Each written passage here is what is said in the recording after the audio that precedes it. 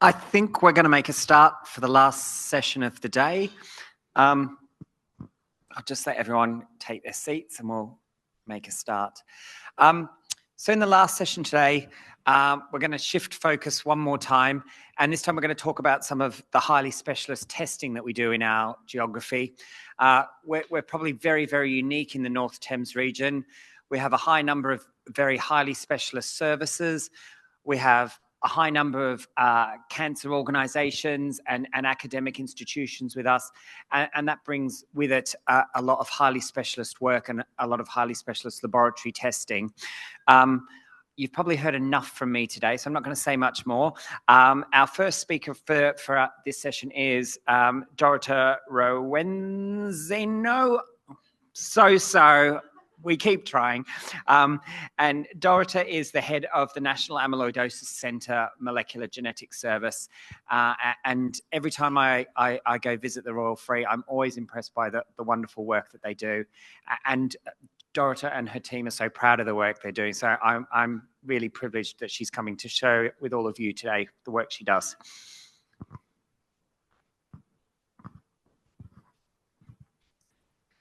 Thank you. I'm not used to holding a microphone, so thank you very much for inviting me. And in the next 15 minutes or so, I will give you a very brief overview of the highly specialized, highly specialized services for amyloidosis and autoinflammatory diseases. So I thought I'd start with an introduction. So amyloid was first described by a German pathologist, Rudolf Virchow, and essentially amyloidosis is a disease of misfolded proteins. So amyloid fibrils have very high degree of molecular order. They have unusual stability. They are resistant to degradation and are very rich in beta sheet aggregates. And mutations in different proteins, such as those that I've shown here, can make them less stable and more susceptible to misfold and potentially become amyloidogenic. And accumulation of amyloid fibrils in different organs affect their function and basically disrupt their structure. So amyloidosis is a remarkably diverse disease. To date, there are 42 different proteins that have been identified as amyloidogenic in humans. And you can see that amyloid can be divided into localized and systemic. Systemic can be further divided into acquired and hereditary. Of the acquired type, AL and wild type TTR are the commonest. And of the hereditary, it is the transthyretin, mutant transthyretin that is the commonest. So amyloidosis is a systemic disease and essentially any organs can be affected. And why is it important to determine the correct amyloid fibril? Well, if untreated, systemic amyloidosis can be progressive and fatal. So if patients are suspected to have amyloidosis, they should undergo a very sort of detailed investigation, first to identify if they truly have amyloid, and then if they do, we should look for the associated organ involvement and dysfunction. So the current management depends upon identifying the protein fibril and reducing its abundance. So at NAC, we're very fortunate that we have a multidisciplinary team. We have a we have a lab that consists of 3 different sections: histology, proteomics, and genetics. We have clinicians from different specialities: cardiologists, nephrologists, hematologists. We've got nursing staff, echocardiographers, radiographers, genetic counselor, and we have very close collaboration with a research lab, which is literally just along the corridor. And that enable us to do a very detailed diagnostic evaluation of patients who are referred to our center. So I just briefly touch upon different evaluations that we do. So first of all, to identify the presence and type the amyloid, we use congregate and immunohistochemistry. And Congo red identifies the presence of amyloid, and then we use immunohistochemistry, which essentially is a panel of antibodies that identify the amyloidogenic protein. So here you can see this is a Congo red staining that when we view it under cross-polarized light, it gives characteristic apple-green birefringence. And then when this was subsequently stained, in this case, with fibrinogen, antibodies to fibrinogen and alpha chain, this patient was diagnosed with fibrinogen A alpha chain amyloidosis. However, immunohistochemistry is not always accurate, and in our experience, it gives 30% of false negative results. So the new gold standard method to diagnose amyloid is a laser microdissection and tandem mass spectrometry. And essentially this uses a tiny fragment of Congo red positive material, and it looks for the presence of different proteins. Based on the molecular structure, it is able to determine the amyloidogenic protein. And of course, we have a genetic lab, and we are a small team, unlike Gosh, with loads of sequencers and many staff. So we only have 2 NGS sequencers and a Sanger sequencer. And we are nationally commissioned to do testing for hereditary amyloidosis and autoinflammatory diseases. And for that, we have 2 targeted panels. In terms of imaging, we use a serum amyloid P component. So this technique was developed in our center in early 90s by Professor Philip Hawkins. And it essentially detects amyloid deposits in many organs, but not in the heart, skin, and nerves. And we use serial monitoring, which is very indicative of either the progression or regression of amyloid in different organs. And here you can see I've given an example of 3 patients with 3 different types of amyloidosis, AA, AL, and ATTR. And all of these patients were treated, and you can see that the follow-up scan after 2 years in each case showed regression of amyloid in affected organs. And for imaging of cardiac amyloidosis, which is really important, we use DPD scintigraphy and cardiac MRI. And both these techniques are highly accurate and non-invasive, and in particular for the diagnosis of transthyretin amyloidosis. So in terms of the diagnosis or the types of amyloid that we diagnose in our center, this is a 30-year review by one of my colleagues, and you can see that the commonest type, and this is shown here in sort of brownish color, is AL amyloidosis. However, you can also see in gray bar that a wild-type ATTR amyloidosis is being increasingly recognized. In terms of hereditary amyloidosis, it accounts for about 12% of all cases, and TTR or transthyretin is by far the commonest. So transthyretin amyloidosis is rapidly progressive and multisystemic fatal disease in which amyloid is derived from either the mutant or the wild-type TTR.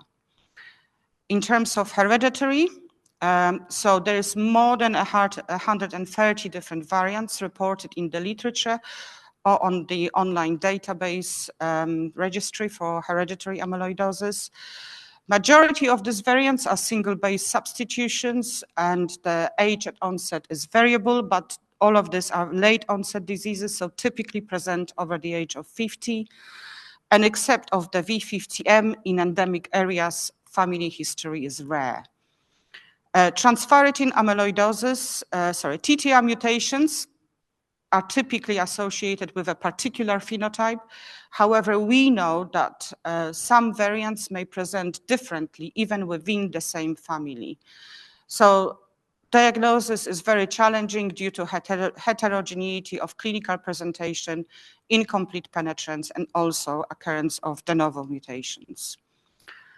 And because TTR is rapidly progressing and cause severe organ damage, therefore early diagnosis is important. So we are fortunate, again, that we have at NAC the largest biobank of samples from patients with hereditary TTR amyloidosis. So this is a bit outdated, but we have identified more than 50 different pathogenic variants, and 42 of these are rare or novel. And in our experience, the three commonest are V142I, T80A, and V50M. You can see that all the pathogenic variants can be associated with very different age at onset. So some of patients may present as early as in the early 20s, whereas other pathogenic variants, such as the V142I that I just mentioned, can present in mid-70s. So a very different age at onset. In terms of the phenotypic spectrum, so again, some of the variants can cause just cardiac symptoms, and indeed, cardiomyopathy is the most frequent presentation. Other pathogenic variants can cause isolated neurological symptoms such as peripheral or autonomic neuropathy and carpal tunnel syndrome. And then some rare variants can cause amyloid accumulation in the eye and in the brain. Moving on to monogenic autoinflammatory syndrome. So these are caused by germline and somatic pathogenic variants in now more than 50 different genes. And the genetics of SAIDS is complex and heterogeneous, and it could be dominant, recessive, X-linked, germline, and somatic. And the pathogenic variants can be either gain of function or loss of function, depending on the mutation effect on the protein. But essentially, all of this result in activation of immune and inflammatory pathways. So at NAC, we see about 35 new referrals each month, and we make diagnosis of SAIDS in about 43%. What are the classical symptoms? Well, patients typically present with recurrent or continuous symptoms of fever, accompanied by rash, serositis, joint pain, or arthritis. This is accompanied by elevated acute phase response. There is often a family history. This patient presents early on in infancy or very young adulthood. And these patients have undergone very extensive investigations to basically exclude possibilities of infection, immunodeficiency, connective tissue disease, and so on. And the most frequent and potentially fatal complication is AA amyloidosis. So the four most common monogenic autoinflammatory diseases are on the left, familiar Mediterranean fever, TNF receptor associated periodic syndrome, mevalonate kinase deficiency, and cryopyrin associated periodic syndrome. So this could be either inherited either as dominant or recessive, and these diseases present very early in life. Duration can vary from just a few hours to several days or even weeks, and the symptoms can be very variable, but the symptoms may also overlap. So genetic testing is very important to distinguish between and to make the accurate diagnosis. And mosaic sites have been increasingly recognized, and currently there's somatic mutations have been identified in several genes, and they mostly affect myeloid cells. So as an example, in about 20% of patients with CAPS is caused by a somatic mutation in the NLRP3 gene, and in particular, those are the cases with the most severe phenotype of syncanomid. And the mutant allele frequency can be variable, but it can be as low as 3%. So in the peripheral blood samples, so obviously it requires a very sensitive detection methods. So this is the first, we were actually the first center in the world to report this patient who had a gonosomal mosaicism in the TNF RSF1A gene. This is a 41-year-old, sorry, can't see, British man who presented with classical TRAPS phenotype, no family history, elevated SAA and CRP, and we have identified that he had 8 amino acid deletion and only in 5% of alleles. This is the patient, he gave consent. He was delighted when we have identified this genetic variant because he could have been treated appropriately and he could fulfill his life dream of racing to the South and North Pole. He published a book in which, and I have to come closer unless you can see it, I always cry when I read it. He said, for the first 5 years, I have tests, so I can't even see. I have test examinations and invasive investigations, but at the point where I felt almost hopeless, I finally got my diagnosis. The sense of relief it brought to finally answer was something that I can't explain. I always cry when I read it. We were also the second center in the world to publish a case of patients with late onset cryopyrin-associated periodic syndrome caused by somatic mosaicism in the NLRP3 gene. But undoubtedly, the landscape of acquired late onset SAIDs have been transformed by the discovery of VEXAS in 2020. This was a very much multinational study in which we took part. We provided some samples, so we are co-authors on the New England Journal paper. And essentially, VEXAS is a severe adult onset autoinflammatory disorder. It is caused by somatic loss of function mutations in the UBA1 gene located on the X chromosome, and therefore it affects predominantly older men. And VEXAS is severe and progressive, and the features are sort of bridge between rheumatological and hematological conditions. So the red flags to look for are being male over the age of 50 with systemic inflammation and multi-organ involvement. And there are very characteristic vacuoles in myeloid progenitor cells seen in the bone marrow. So at NAC, we have identified 35 patients with VEXAS. Majority of them have the most common mutation, methionine at position 41. But we have also found other pathogenic variants reported in the literature. And obviously, these patients present with all sorts of different clinical symptoms, and I'm not going to go through it for the sake of time. So the new developments at NAC, so we have created a network of excellence for amyloidosis. And we appointed 4 new expert regional centers in England. And NAC will remain as the center for diagnosis, specialist imaging and coordination.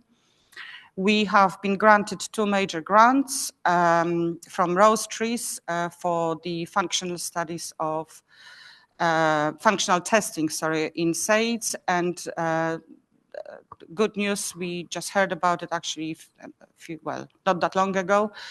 We have another grant for 2,000 patients sequencing, whole exome sequencing in 2,000 patients with ATTR cardiac amyloidosis.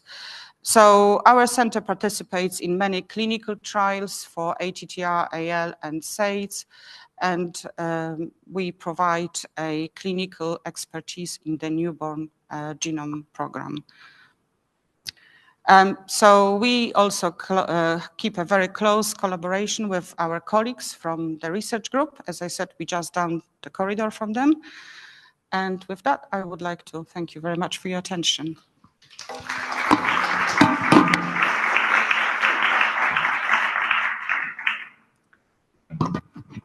Thank you very much, Dorota. Next, we're going to go over to our colleagues at Barts, and over at Barts, we have the adult ALL service. Bela's going to tell us all about the work that they do there. So I'll hand over to you. Thank you. Is there a... Okay. Right, great. Thank you. So many thanks, Anthony and Fiona, for the invitation to present and introduce our national service for adult ALL MRD. So I'm really here in the capacity as the clinical and academic head of service, but I just want to point out really up front that there's the main machinery behind this service is, of course, the very significant, large and dedicated laboratory scientific staff who I'll come back to in a minute. As you can see, in terms of my institute associations, I straddle both the academic centre, which is co-located at Barts, where the National Laboratory resides, as well as in the clinical service. And this sort of vision of integration with NHS and academic sectors, I think, really underpins the sort of guiding principle for us in terms of how our service is going to develop. Okay, so I think probably it's useful to start by thinking about, well, the main defining attribute of our service is that it's age stratified. So why don't we think about why that could be and why that's important? There's a very good reason. So whilst ALL can be ostensibly thought of as a singular disease, a single cancer, blood cancer neoplasm, at least in terms of diagnostic terms and diagnostic approaches. In fact, there are many fundamental differences between the adult ALL presentation and the pediatric presentation in terms of some very fundamental factors which relate to diagnostic presentation, treatment and response variables. And you can see here the summary of the sort of differences, the sliding scale differences between pediatric and adult ALL. And I suppose the most striking differences, the paradox here, is that whilst in pediatric ALL there is almost universal survival, 9 out of 10 children survive long term, and this is very much, I think, a triumph of cancer medicine. We're not really seeing the same level of success in adults. And we think that this is really underpinning why it's necessary to develop dedicated care pathways for adults specifically, so we can really address those challenges and the multiple adversities and try and drive through improved patient care and high quality care.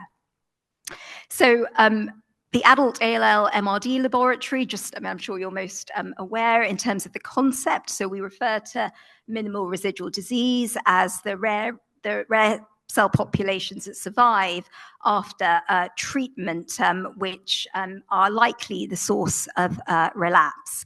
And the measurement of minimal residual disease broadly is achieved through sensitive techniques. So either through advanced PCR techniques or flow cytometry are the main modalities. And these modalities really offer additional levels of resolution to detect disease in patients who otherwise would be deemed to be in complete morphological remission by our standard assessment mode, which is by cytomorphology.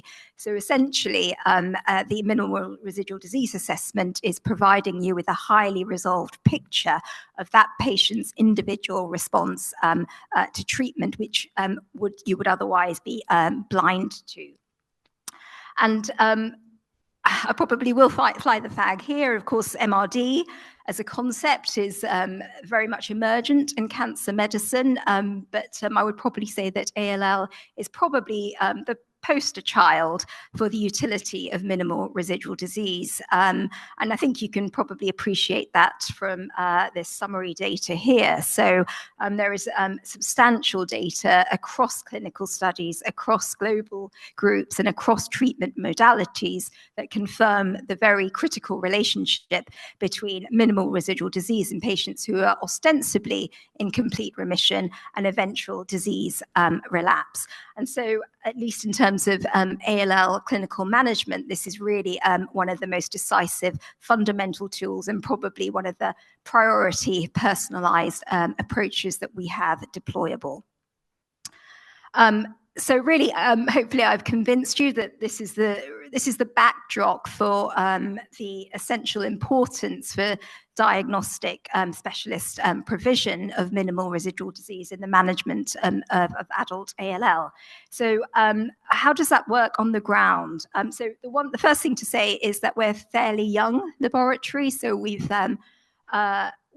have only been going in terms of NHS adoption since 2021, but we've carried over the guiding principle is that we want to deliver a high quality service that is tailored to the unique needs of an adult ALL population, because we recognize that there are limitations from direct extrapolation from a highly curative disease to one that is far less curable.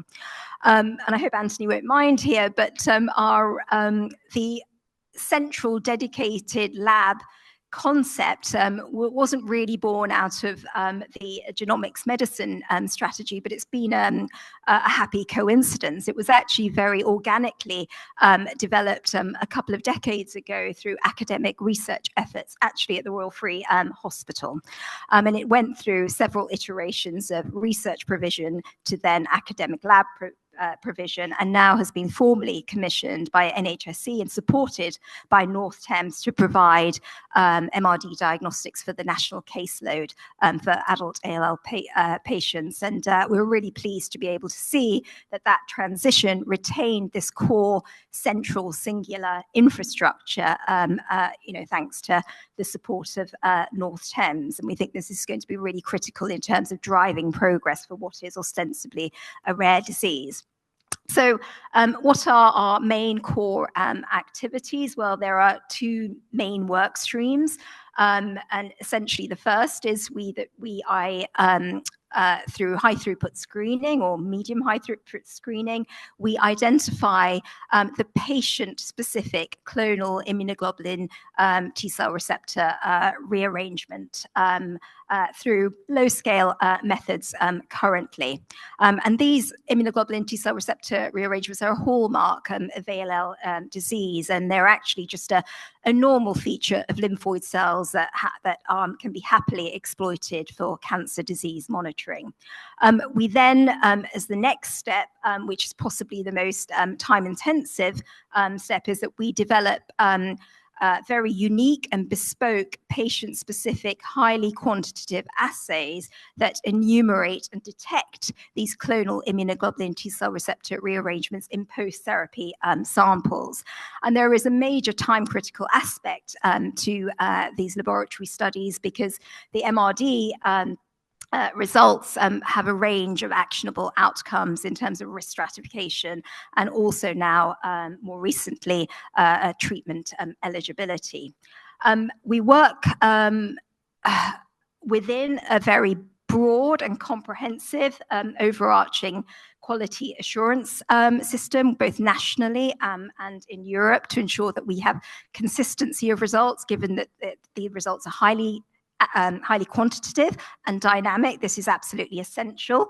And there is a very considerable triumph, at least in Europe, that our MRD data aligns fully with those that you may also have reported in Germany or in Spain. So this is a very unified system. We do also have a couple of strategic delivery arms. So we deliver MRD diagnostics to the full UK portfolio of clinical trials, and UCAR 15, which is the next national frontline study, which will hopefully open later this year, will have centralized MRD testing through the Barts laboratory.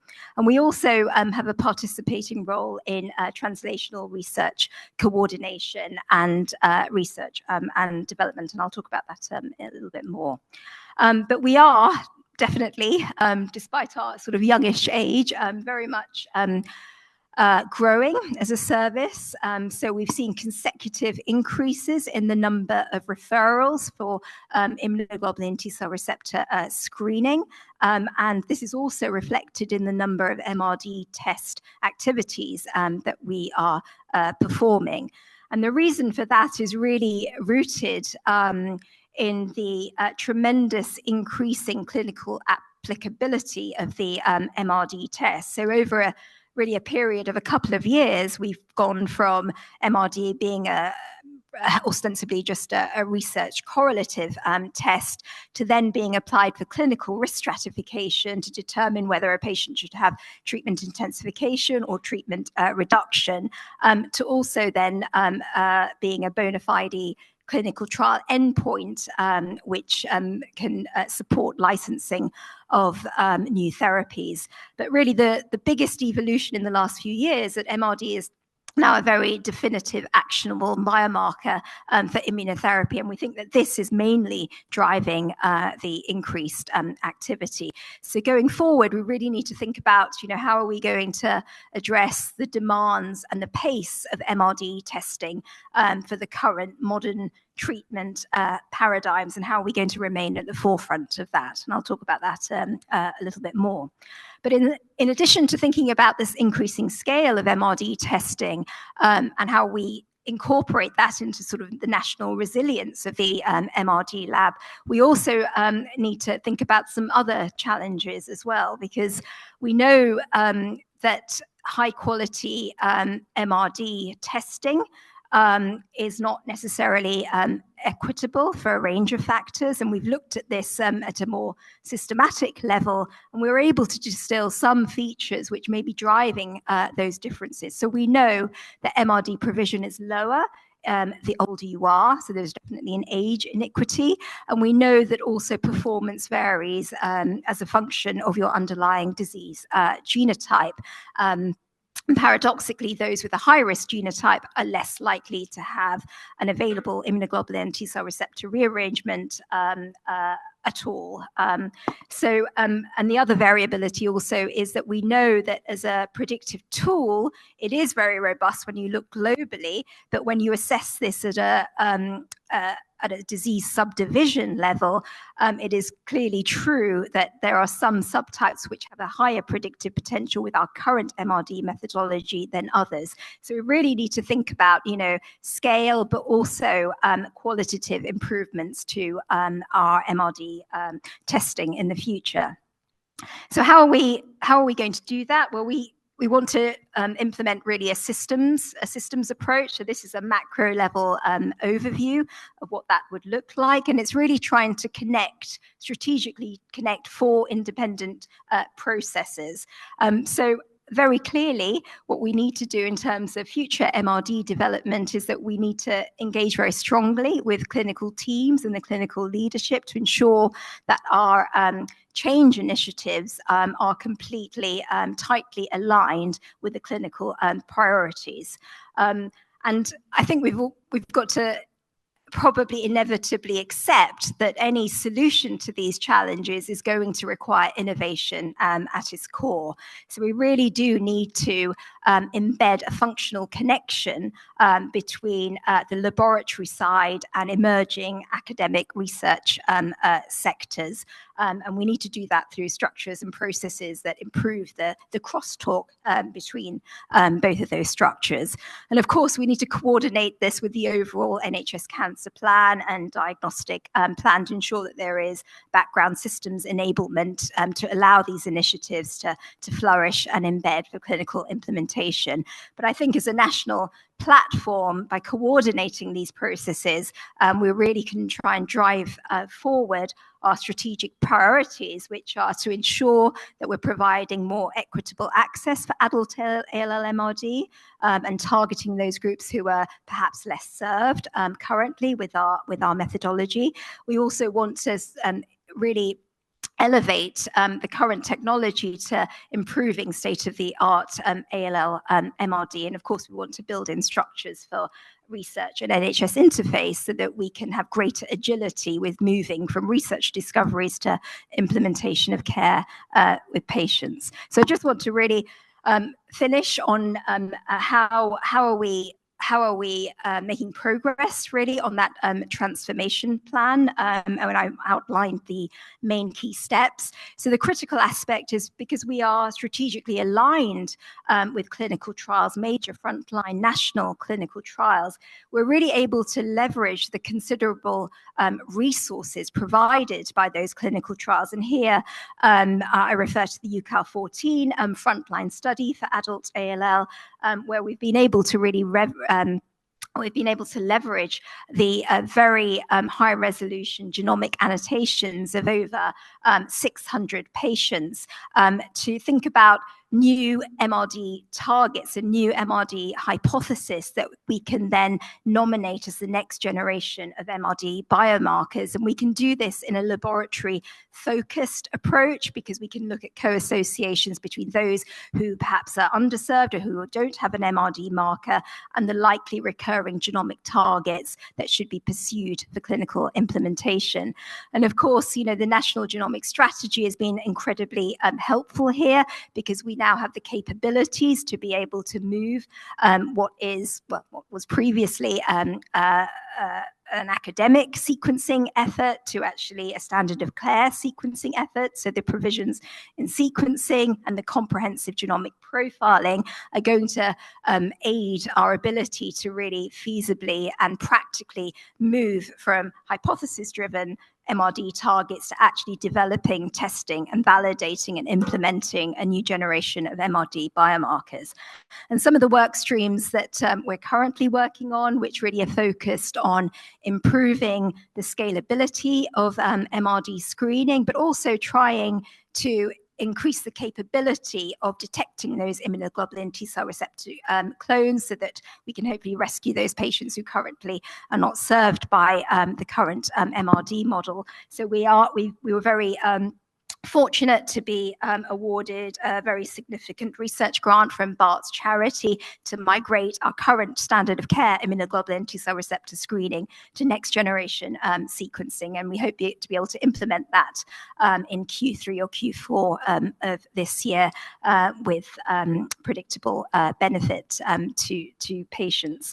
We're also working quite heavily, as I mentioned before, on expanding our MRD targets. So we need to move outside of the silos of immunoglobulin T-cell receptor and think a bit more with a bit more agility about other targets, leveraging the increasing disease subdivisions of ALL. So we've moved from 8 subtypes to 23, and this really opens up prospects for improving diagnostic monitoring of MRD. And one of the things that I just want to plug is, and the head of service, Marianne, is here, is that we are formally looking at long read sequencing as a tool to really be able to drill down into new DNA and RNA fusion genes that we can then employ as alternatives for MRD monitoring.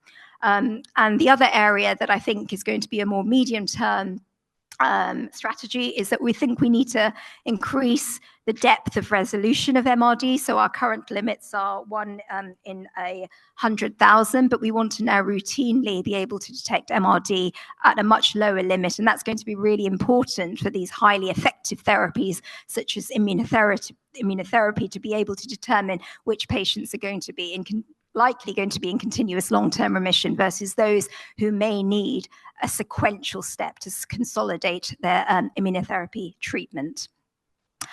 So with that, It obviously takes a village, so I just want to introduce on the left the Barts Health Adult ALL MRD team. And I think one of our unique features is that we have significant co-located disease expertise. So at least 3 of the members have had a dedicated service to ALL MRD over a period of 2 decades. And I think this is going to be really, really important if we want to drive through targeted improvement for these patients. So thank you for listening, and thank you for supporting our emerging service.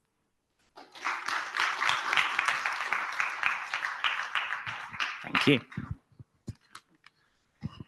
And we've come to our last speaker of the day. That is Dr. Julianne Brown, who's going to talk about metagenomics, and Julianne is from our GOSH laboratories. Thank you. Thank you very much.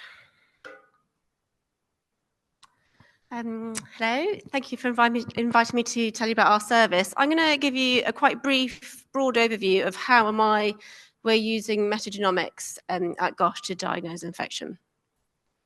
So just so you know what my plan is, I'm going to tell you first about, I'm going to take a step back to how we typically diagnose infection in the laboratory, what the problem is with the current methods that we use, why we're using metagenomics instead, as well as I'm going to give you a little flavour of some interesting cases from over the years, and then tell you a bit about what sort of plans for the future are, and then sum up at the end.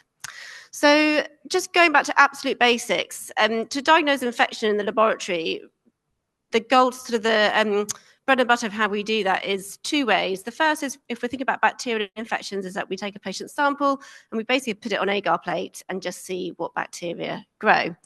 We're looking to diagnose infections so that they can be treated with the correct antimicrobials.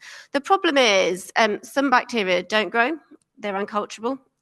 With the media that's used in the laboratory, viruses can't be grown at all on agar plates. They can only be grown in cell culture. And if they do grow, they take weeks and they're difficult to identify. And also bacteria that typically would grow or should grow, if a patient's already on antibiotics, they might not grow in the laboratory, so we can't get a diagnosis. So for viruses and for bacteria that can't be grown in the laboratory, we use PCR, which I think you'll all be familiar with after the COVID pandemic, which is handy for me. But essentially what we're doing is we're looking for the DNA or RNA of the viruses or bacteria in a patient sample that belong to that virus or bacteria causing infection. It's completely highly specific. So we have to think about which bacteria or virus we think might be causing infection, and then we do a PCR test looking exactly for that bacteria or virus to see if it's there. We get a yes or a no answer, and then for some organisms we can get a viral or bacterial load as well. It's fast, it takes a few hours, it's really pretty cheap, and it's really sensitive, so we can detect really low levels of viruses or bacteria in a patient sample. The problem is with PCR, and this is just an illustration with one particular syndrome, encephalitis. With PCR, although it's great, it's specific, it's sensitive, it's specific, and it's quick, we have to do a separate test for every single bacteria or virus that we want to look for. So this is an example on the left of all the viruses or bacteria that are known to cause encephalitis. The list is very, very long. In reality, what happens is that we get a limited amount of sample, and we have to cherry pick what we think are the most likely organisms that are causing infection in this patient. And so if you look at the very long list on the left, we actually only usually test for maybe half a dozen in the context of encephalitis. So basically, we need to know what we're looking for. If we don't know what we're looking for, we're not going to test for it, and we're not going to find it. And so we therefore can't detect and won't detect any new organisms. So in the example of a pandemic, a new pandemic with a new organism, or any unexpected pathogens, or even rare pathogens that don't often cause infection, therefore they're not used very often for testing. And in the case of encephalitis, which is the example I've given on the left with all these organisms causing infection, in 2/3 of cases, patients don't have a diagnosis, and that's because we're not testing for everything that could be causing infection. And if we're not testing for it, we don't find it, we can't treat it. So we need new tools to fill this diagnostic gap.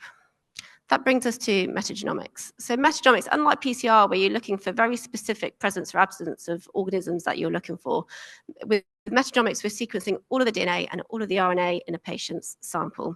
The outcome of this is that we'll get lots of human sequences, which we're actually not interested in, but we will also get sequences that belong to any virus, bacteria, parasites that are in that patient's sample. So we take out the human sequences and then analyze the sequence data that's left to determine whether there's the genomes of any infectious organisms that are causing infection. The great advantage is that we can detect essentially any virus or bacteria or any infectious organism in one go. We don't need to know what we're looking for, and we can detect unusual, rare, or completely unexpected infections. So this is a very brief overview of our service. So we started developing it about 10 years ago. We are the first in the UK to offer this service. We were the second only in the world. There's a lab in the US that started doing it about a year or two before us. And it's now completely embedded in our routine diagnostic service. So it's part of what we offer our patients like GOSH, but because we're the only service in the UK that offer it, we also process samples from patients across the UK and Ireland. We offer it for specific syndromes, so encephalitis, hepatitis. We're just starting to look at eye infections and respiratory infections. And effectively it means that we can detect, like I said, what we're not looking for, and it provides a diagnosis for patients who actually wouldn't and couldn't get a diagnosis of their infection with any of the other existing methodologies.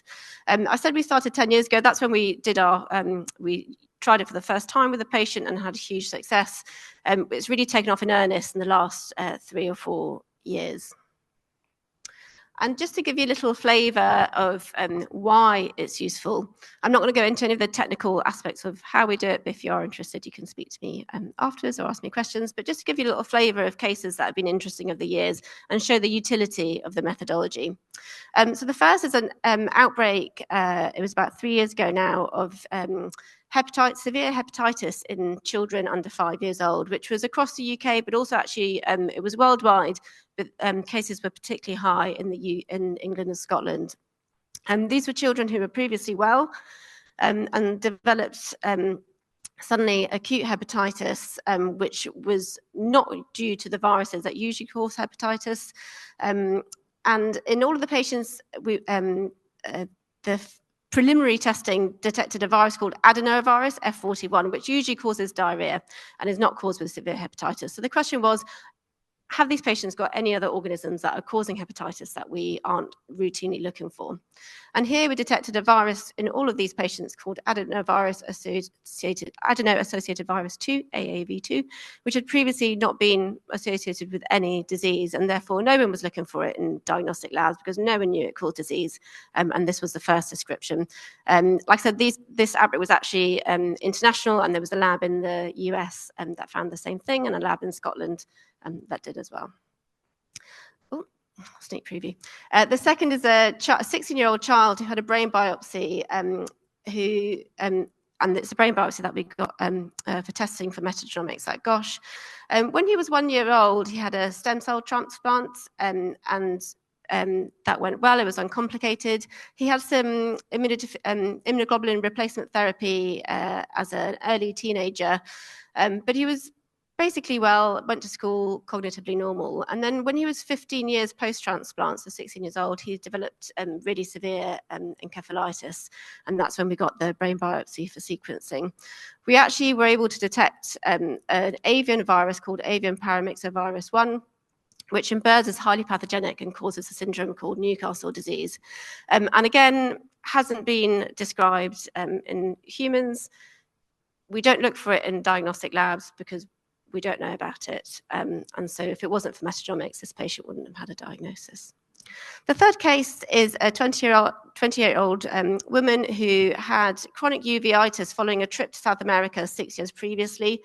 There was no evidence of an infectious cause, and so she was treated with steroids, immunomodulatory therapy, but over the years she had recurring and worsening symptoms, and so we were sent a sample of her ocular fluid for metagenomics. and we detected a bacteria called Leptospira santarosi, which is a bacteria that's common in South America. Because of this diagnosis, she was given the correct antibiotics, which completely resolved her symptoms, which were so severe that she was, I'm told, at the point of thinking of having the eye out. So that was transformative for her. And then the last case was a brain biopsy from a 70-year-old woman in Ireland who was previously fit and well, presented with encephalitis. Radiology suggested she had cerebral amyloid angiopathy, related inflammation, and she was treated with dexamethasone. Now, the most common cause of encephalitis, viral cause of encephalitis, is HSV1, which is herpes simplex virus, which also causes cold sores. Testing wasn't done because they went down the road of CARI. But actually, when we got a sample for Metagenomics, it was actually HSV1. So we do have a test for HSV1 in the lab. It's done on all samples from patients with encephalitis, but it just wasn't, no one thought of it. And so no one sent the sample for the test, so the test wasn't done. So moving on to the future, my colours are slightly off, sorry, you can't read that very well. So Metagenomics is fantastic. It provides a diagnosis for patients where they can't get a diagnosis by any other existing method. However, it takes 1 to 2 weeks to get a result, whereas something like PCR takes a day, culture takes a couple of days. So it's slow, and we need it to be faster, same day or next day. For some sample types, we're not able to detect low levels of pathogens, so the sensitive as well as existing tests. So in tissue samples and respiratory samples, it's not as sensitive as PCR. And so therefore, at the moment, it's used as a last resort test. When everything else is negative, but there's still a suspicion of infection, we then get a sample and we test it. If we're able to get it more sensitive and faster, then it can be used instead of something like a whole panel of PCR tests rather than as a last resort when everything else is negative. The other thing is cost. So PCR costs about £20 a sample. This is about £1,300, so we need to get that cheaper. And then we are the first lab to be doing it in the UK, so they're very much lab-developed methods. So we need standardization of controls and reagents and protocols so that it can be rolled out to more centres. If we can do all of those things, which I think we will in time, we're working really closely with the Institute of Child Health at UCL to tackle all of these challenges, then I am convinced there will be wider adoption across healthcare laboratories across the UK. So just to sum up, diagnosis of infection is critical for patient management. Current methods, growing bacteria or looking for DNA by PCR of specific viruses or bacteria, can't detect organisms that don't grow or that we're not specifically looking for. So if we haven't thought of it, we're not going to test for it. Metagenomics is a new innovative method that can detect any organism, even if it's unexpected or rare. And it's a new innovative method with the first in the UK, and there's now about 4 or 5 labs worldwide who can do it. There's improvements. We're collaborating with Institute of Child Health to work on improvements to make it faster, cheaper, and more sensitive, so that in time it can be used more widely and as a first-line test rather than last resort. As all these things are, this is a hugely collaborative effort. It's been the translation of research performed at UCL into the diagnostic lab, working with all my colleagues. And I'll stop there and take questions or talk afterwards.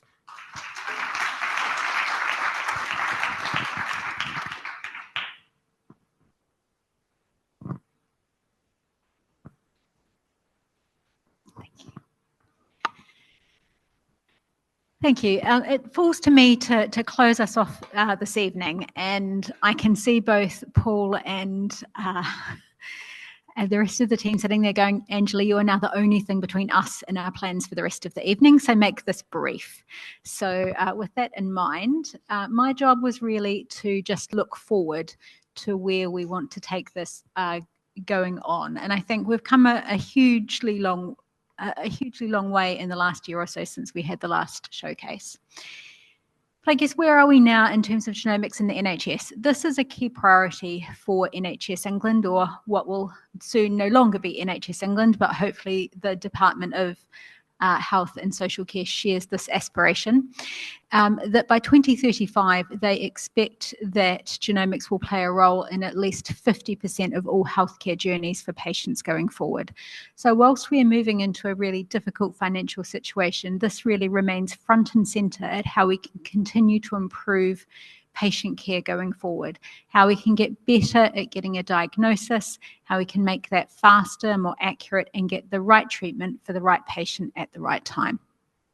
And you heard a lot today about how we can do some of this. We have amazing work going on in North Thames in terms of fetal testing for preconception and pregnancy. We have all of the things such as the generation study for the newborn screening. We have our amazing work from the Rare and Inherited Disease Lab looking at all of the childhood illnesses. And in adulthood, we also have all of the work done by the fantastic Cancer Lab. So many of you will have heard about these. They have been much talked about by Wes Streeting as his aspirations for how he's going to fix the NHS. And broadly speaking, they want to move from hospital to community, from analogue to digital, and from sickness to prevention. And really, you couldn't have anything that fits this bill better than genomics going forward, because genomics is a way in which we can really start to engage our community in the work that we've heard about today with things like equity, how we can bring our communities together, things like the generation study, and start to embed this early on so that we can pick up these problems at an age before perhaps children will start to develop the symptoms, when we may actually be able to treat them in a way that stops them from getting long-term problems. In doing so, we'll be moving from the idea of treating a disease that already exists to preventing one that happens in the first place. And we already see things like this occurring with predictive testing and things like high-risk screening for those who have things like inherited cancer. And finally, we've heard from Megan about what we can and can't do with the data that we're generating here in terms of being able to better serve our community and better get to a situation at which all of the patients who would benefit from a test can actually access one going forward. So in terms of how we are working within our community to get from hospital to community, we have a large group of people who we work with across North Thames. So we're very privileged to have some great medical leads. We have our GP leads who are working very much in their practice to try and expand knowledge of genomics across their colleagues and patients to again make sure that patients aren't being missed who should be getting this testing when they first turn up to primary care. We are the first of the genomic medicine services across the country to have a health visitor lead, again trying to spread this information around patients. And we have our leads in community paediatric teams, again looking at where these patients actually present, where are they being taken to by their family members, where we can start to pick up these conditions and not rely on these patients falling through the gaps. You've heard also from Nick, who's one of our mental health leads, and again we have two fantastic mental health leads, which we are again the only genomic medicine service across the country to put a focus on finding patients who may have inherited mental health conditions, where we can again get better diagnosis and treatment for these people going forward. In terms of how we can work for patients, I mean, the whole point of everything that we are doing here is to make things better for the community that we serve. And there is no way to do this more effectively than work with our patients, the public, and those who have lived experience of genomic testing, either for themselves or for their family members. So we have an amazing PPC panel who are made up from representatives across a range of different disciplines and people in our region. And they have been really key in helping form our equity strategy and looking at things such as how we can provide better oversight for the generation study and work at really trying to improve recruitment from all across our patch, not just the ones where we have people who are most likely to be recruited to research. We've been looking at how we can integrate AI into the genomic medicine service, how we can perhaps speed up things such as turnaround times in our laboratory, how we can make things more effective, and again, how we can really make sure that people aren't falling through the gaps here. And then finally, we have our specific work, such as things like the Sudden Cardiac Death Project, which has again been really key in helping find people who may have had inherited cardiac conditions to stop their family members from going down the same pathway. And from analog to digital, which, let's be honest, for anyone who works in the NHS, it's not that long ago that we were all still on paper. And unfortunately, there are still some places that predominantly are. But there is a lot that we can do in terms of digital tools and automation to really improve the efficiency here. And again, we've been doing a lot of work with NHS England to look at things like national order comms, so that it doesn't matter where the patient is seen, whether it's in primary care, whether it's in any one of the trusts that we support across North Thames, that it is easy for people to get a test requested and easy and fast for them to get the result back. So we're not having delays at either end. We've been really leading the way and looking at how we can integrate this with different electronic patient systems as part of the Alpha project with NHS England. And again, something that's really come through in these last few years, in which our amazing pharmacogenomics lead has been leading on, is how we can look again at minimizing toxicity for patients and making sure that if we are giving patients a drug, we're giving them the best drug for them based on all of their information, including their pharmacogenomic information, and making sure that we are giving them the right dose, so that we are not giving people unnecessary side effects or having to send them through a whole series of drugs, rather than giving them the right drug first time. And finally, from sickness to prevention, there is so much that we've done thus far with genomics. So as we said, the generation study is focused on trying to find these babies before they would otherwise present to paediatric services. So again, we can try and get them treatment before they actually start to show symptoms of whatever it is that they have inherited. We are the sole laboratory in the country which is going to be doing the sequencing for the cancer vaccine launchpad, which is a massive program trying to get patients really individualized cancer vaccines to again really shift the paradigm of cancer treatment. And we've been working with the National Cancer Program for the last few years on the Jewish BRCA program, and we're about to start a program of retrospective testing. So this is going back to patients who have previously been diagnosed with breast and ovarian cancer, who would be offered a genetic test today if they were diagnosed, but because they were diagnosed some years ago, they missed out on that opportunity. And going back to those patients, finding them and offering them a test, we are potentially able to stop them from going on to develop a second or a third cancer that may be life-limiting, and again allow us to cascade that testing out through their family to minimize the cancer burden in the population as a whole.